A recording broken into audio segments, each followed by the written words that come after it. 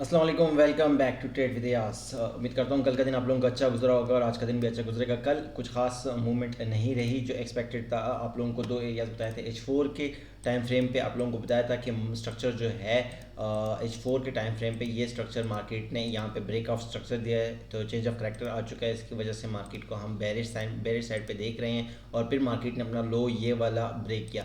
ये लो ब्रेक करने से पहले मार्केट का जो हाई था वो ये वाला हाई था 3350 और 52 का एरिया। लेकिन ओवरऑल जो छोटे टाइम फ्रेम में हमने यहाँ से सेल लेने की कोशिश की, ऐसे हिट हुआ, लेकिन दोबारा यहाँ पे जो ट्रेड ली उससे प्रॉफिट निकला, लेकिन प्रॉफिट सिर्फ कुछ ही लड़कों ने निकाला।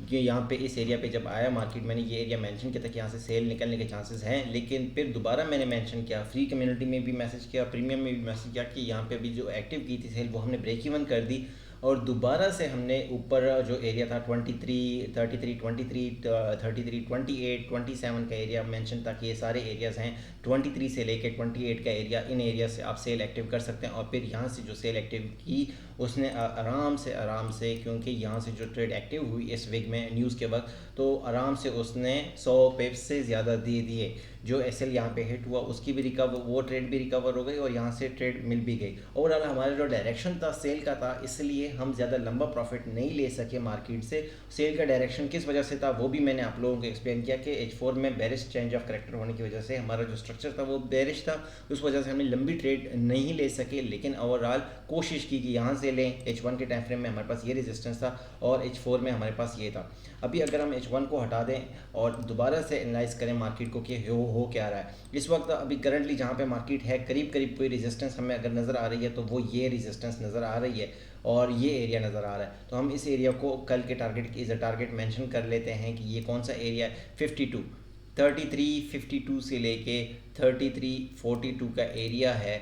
ये एक 42 का एरिया, 42 को थोड़ा सा और मैं 3352 से लेके 42 एक रेजिस्टेंस एरिया है। अगर हम M30 में जाएं, इसको मज़ीद शॉर्ट करने की कोशिश करें तो मज़ीद ये इसको इन एरिया 3345 से लेके 3352 हमारे पास अगला रेजिस्टेंस है M30 में। तो ये हमारे पास लास्ट एक रेजिस्टेंस है। अब मज़ीद कल मार्केट आज कहाँ से सकती है, ट्रेड हम कहाँ से ले सकते हैं, ट्रेड प्लान क्या कर सकते हैं। करीब करीब रेजिस्टेंस ये है और लंबी मार्केट में सेल कब जाए, लंबा सेल हमें कब मिल सकता है। अगर हम स्ट्रक्चर की बात करें H1 में मार्केट ने ये अपना चेंज ऑफ करेक्टर दिया, फिर इस एरिया को, इस जो हाई को दोबारा ब्रेक किया, यहाँ पे अगेन मार्केट ने इस हाई को ब्रेक किया, फिर अगेन मार्केट ने अपने इस हाई को ब्रेक किया। तो हमारे पास जो लो अभी करीब करीब सपोर्ट बना हुआ है वो पड़ा है 3309 से लेके 3303। 3309 से लेके 3303 का जो एरिया है ये हमारे पास H1 में करीब करीब सपोर्ट है। ये येलो मार्क H1 के टाइम फ्रेम बता रहा हूँ कि ये करीब करीब हमारे पास सपोर्ट है।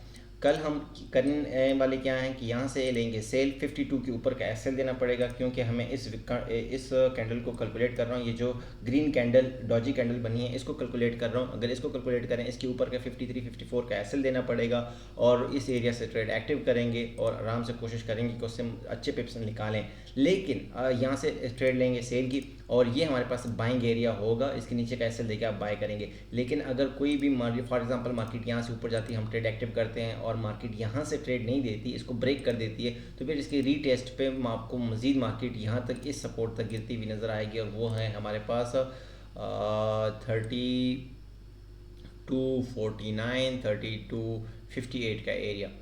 3252 3258 ये एरिया है। फिर यहाँ से हम मार्केट को बाय की तरफ देखेंगे। लेकिन ओवरऑल जो स्ट्रक्चर है फ़िलहाल मार्केट का बुलिश साइड पे टेल्टेड है। लेकिन कल चूँकि पूरा दिन मार्केट बुलिश रहा है, कोई रिट्रेसमेंट नहीं आई, तो एक्सपेक्ट करते हैं, मार्क कर सकते हैं कि मार्केट यहाँ से हमें रिट्रेसमेंट दे सकती है। 3345 से लेके 52 और 52 के ऊपर का 53 54 का एसएल दे के ट्रेड ले सकते हैं।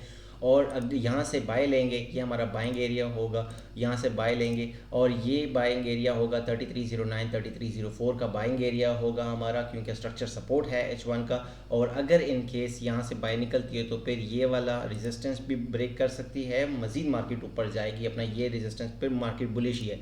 लेकिन अगर मार्केट किसी भी वजह से इस एरिया को, येलो मार्क जो मैंने लगाया हुआ है 3340 3304 3309 को ब्रेक करती है, तो फिर आप मार्केट में अगेन सेल ले सकते सकते हैं रिट्रेस होने पे इन एरियाज तक, और फिर यहाँ से बाय देखेंगे 3258 और 3252।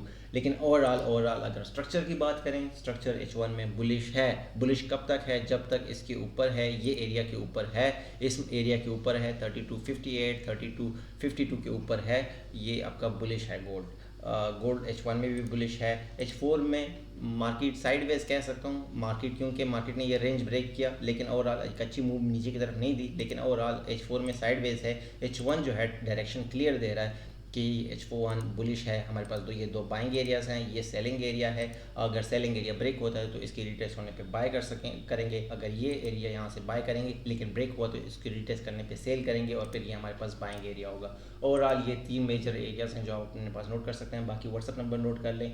इंशाल्लाह अगले हफ्ते मंडे को कोशिश करेंगे, तो डिले इसलिए कर रहा हूँ कि मैक्सिमम लड़के अगर एडवांटेज उठा सकते हैं, क्लासेस शुरू करने लगे हैं बिल्कुल बेसिक ABC, बिल्कुल फॉरेक्स का ABC बिल्कुल बेसिक से स्टार्ट लेंगे। फ्री कोर्स होगा, कोई चार्जेस नहीं, कोई फीस नहीं। लेकिन अगर शर्त यह है कि अगर आपका एक्सेस ऑक्टा या डू प्राइम का अकाउंट अपना IB नंबर चेंज करके ज्वाइन कर सकते हैं क्लासेस। अगले हफ्ते मंडे से क्लासेस स्टार्ट करेंगे। आप एनरोल करना चाहते हैं, जस्ट कम्युनिटी आप ज्वाइन कर लें, इंशाल्लाह मंडे से क्लासेस स्टार्ट होंगी। Wish you best of luck, thank you so much.